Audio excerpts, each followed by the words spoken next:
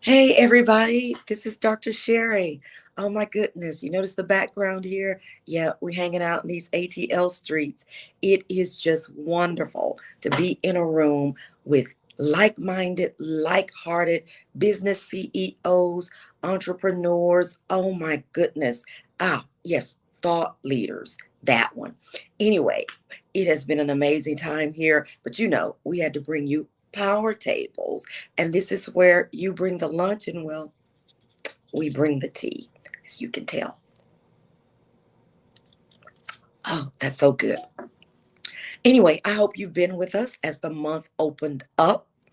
Um, and we did being thankful. What are you thankful for on last week? And man, I got to tell you, that thing went an entirely different way, but so good. So good. Just kind of like this tea here. So I hope you're enjoying your lunch wherever you are. We're just going to bring a few thoughts to you today. And hopefully you're having an amazing Friday. But I started thinking in this month, so many things that we celebrate. One of those is Black Friday. And as a little kid growing up, we have done the Black Friday thing in my family. I think I did that until I was somewhere in my early 30s, something like that. And I went to one Black Friday sale. It was one too many, y'all.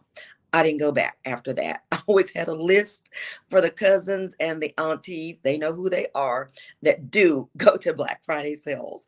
Mine was over at that point. If you've been there, just go ahead and put something in the chat. I ain't going. I was so happy when they did online things such as Cyber Monday. We'll talk about that one a little bit later. But when Amazon Prime became the limelight of most of my shopping life, yeah, I've been a grateful girl.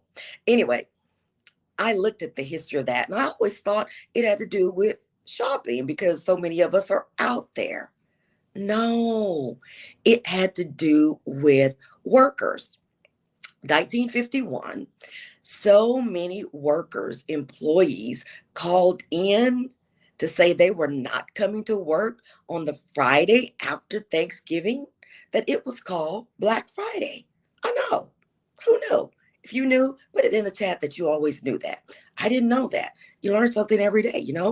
And so, because of that, the next year, they had so much of it going on that they went ahead and made it the 4-day weekend for most companies that it is because the workers were calling in and they wanted that 4-day weekend.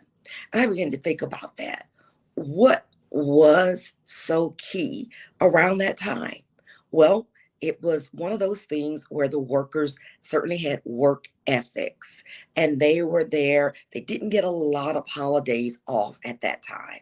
But Thanksgiving was so special, I think, in most of their lives. Time to be with family, time to be with friends, all of those things that they kind of wanted to be off. And maybe some of them tied one on or two, who knows. Anyway, because of that, it is the 4-day weekend that most of us get to enjoy because most people had decided there was something more important. Yeah, who's on first? That's an old baseball question there. But what's first in your life? What are the first that you think of? In 1951, they were thinking of a 4-day weekend. Well, the first things that I think of are things such as faith. Faith. Faith for me is a first. Faith is that thing where I wake up in my world with the word. I wake up with scriptures. I wake up with affirmations. I wake up being thankful and grateful even before I plan out my day. What is that going to look like? My faith is key because it keeps me focused, it keeps me going, it keeps me centered, and it keeps me grounded. Those are all things that I need to think about in this season of Thanksgiving. Who's on first? So that was one of my firsts here. The other thing I think about as my first is family. Yeah, yeah. Good to y'all. Family. I think about that. I have an amazing family. My mom and dad are no longer here with me. They're my angels watching over me. But I got to tell you, I had some amazing parents, and I still use all of their teaching tools, all the love they poured into me every single day. And then those parents brought me a wonderful family. My aunties and my uncles and my cousins and all of those that I have around me, grandparents. Yeah, beautiful family. But then I have a family that wasn't just blood family, biological family, but they were family that was kind of birthed or bequeathed me. Those are my wonderful friends. And I think of them often, that they don't have to be the people that they are to you, but they are those people because you have something amazing in you that's attracted them to you and you to them.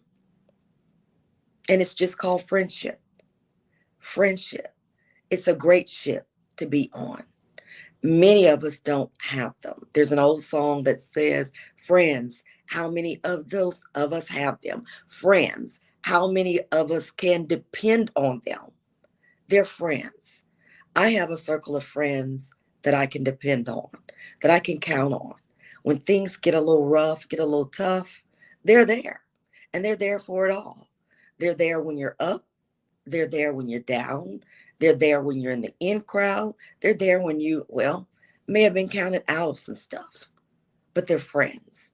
They're friends for the early morning conversations and the late night ones too. When sometimes you just need to talk because you can't make sense of it all.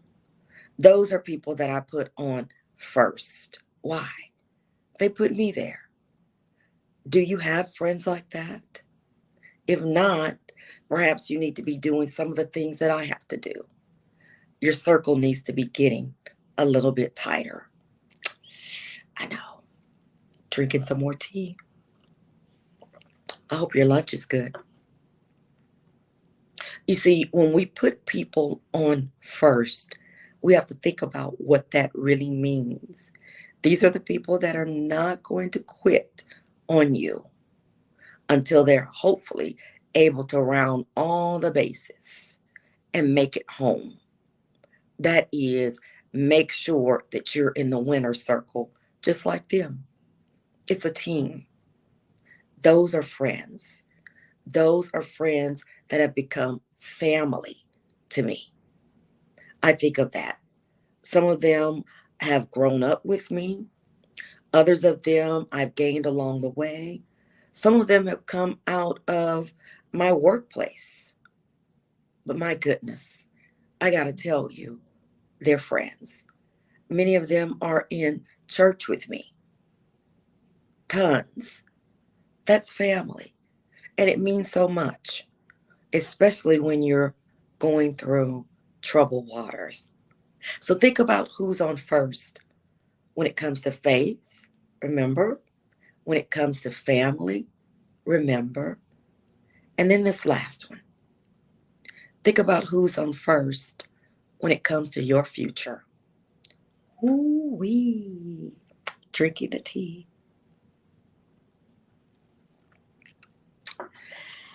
Yeah, I'm just going to breathe on that one for a second. Your future. What does it look like? You know, the legacy you want to leave. Who's on first for that? Have you had conversations with your children? Have you left things in place so that they would know who you are or who you were at your 16-year-old self, your 25-year-old self, your 30-year-old self, your 45-year-old self? If you're like me, your 50-ish year old self. Some are a little bit, grander than that, 60, perhaps even 70-year-old self. Why? What are we doing?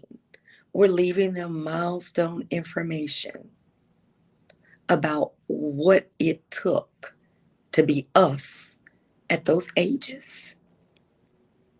If you love to write like I do, that's important. If not, have a conversation. If not, record it. because their future may depend or be contingent upon the future that you've already lived, and they don't know anything about it. When my mom passed away, my last parent, man, totally devastated. Devastated.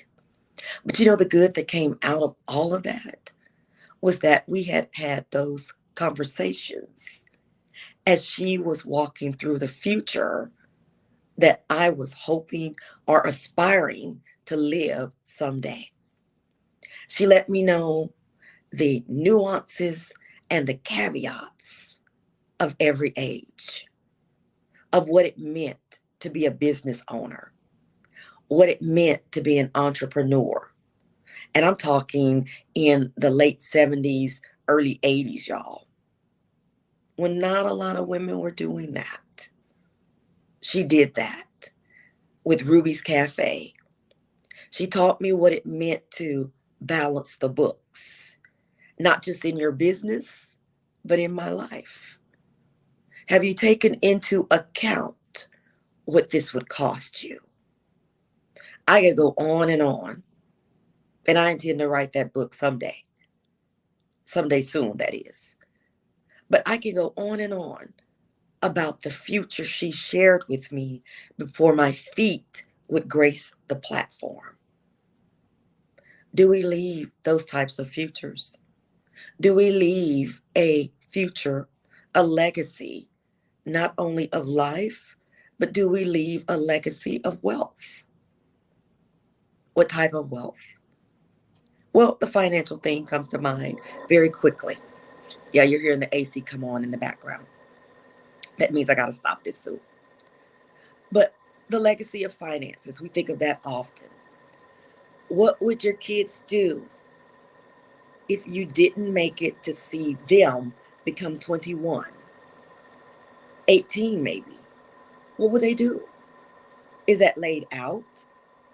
You see, because that should be on first.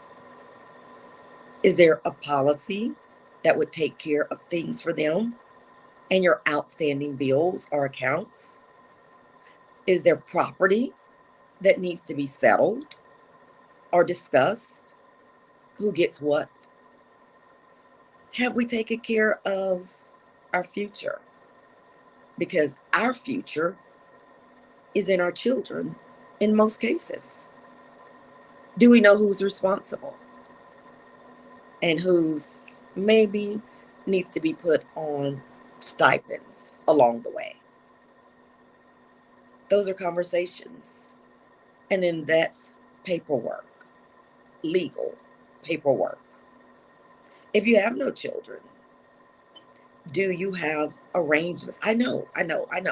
This gets a little heavy, but these are things that we need to think about who's on first, because they matter and our future matters. Are those things settled, or are they up in the air and would be left to the state? Yeah, I better drink some more tea on that one. That may not be the best idea. I know what you're thinking. Oh my God, that cost. Oh my God, that's so much money. That cost a lot. And it costs a great deal when you don't. Actually, it costs more because people are hurting when you leave. People are broken when you're not here. They're grieving and many times confused. These are things we can make priority, put them on first, so that that's one less thing they have to think about. And they also know at that moment, because it's important, that they're honoring your wishes. Yeah, it's that key. Okay, okay. Last thing, because we talked about wealth, that future. But do you leave wealth of wisdom? Because I shared some things with you that my mom left for me, my dad left for me. Wisdom things that I could count on, that I could reflect on when life gets tough, how to make it through, how to know how to recognize people who are for you and, well, maybe not really. I know. We sipping on tea today. So yeah, with those things in mind, we need to really think, what are we leaving? And my goodness, let's not forget the future that we have just called life. Have we taken time to have a spouse, someone to walk that journey with us for as long as God will allow? Have we looked at that partnership, or is it a partnership that can grow while we grind? Yeah. That can expand while we're expressing ourselves, and that can just keep up with who we're evolving and who we are becoming. Yeah. Have we taken time for love? You know, one of the saddest things about who's not on first is love when it comes to us. We don't always make that a priority at all, to, you know, seek to pray for that wonderful mate that can just love you at all phases. We don't, y'all. We think about superficial things. You know, where we gonna live, how much money they have. That can be gone in a New York millisecond. But the thing that won't be gone is the fact that if they've ever known how to make money one time, they can do it again. You can do it again. So find out what the tool sets are. Find out what their thoughts are of loving you. What is their love language? Or do we even know it? My husband's is acts of service. He loves to serve others. That's him all day long. And I knew it from day one. He knows that my love language, I think I got a couple of them, but one of them is words, words of affirmation, that I just love words, period. So the more he talks, the more he shares, the more I love that man. Yeah, we know what they are. And so to have this mate to walk with me in all phases of my life, for as long as God will have us do that, to support me, even when I'm following things that sometimes take me out of the city. He's there for it all. And guess what? I'm there for him and for everything he brings to the table. Amazing man. Yeah, I love him like that. And he loves me like that. And this is the deal. This is the deal of all of it. Sit down and figure out what truly works well for you. That's what I'm doing. So I'm figuring out my first. First in faith, that one I know hands down. That's God. My family, hands down, understood. And my hubby's in that, by the way. And then my future. He gets to be in that too. Not only my future here, but I think about my future when I leave this earth. What is that going to look like? My legacy. And did I leave a good one? I intend to, and I hope that you do too. Well, listen, I got to get off of here because I know you guys are enjoying a great lunch on today. But hit me in the chat. Let me know how this went, and I will see you all really soon. Take care. This is Dr. Sheri.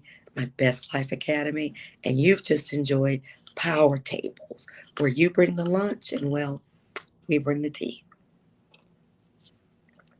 We'll see you next time.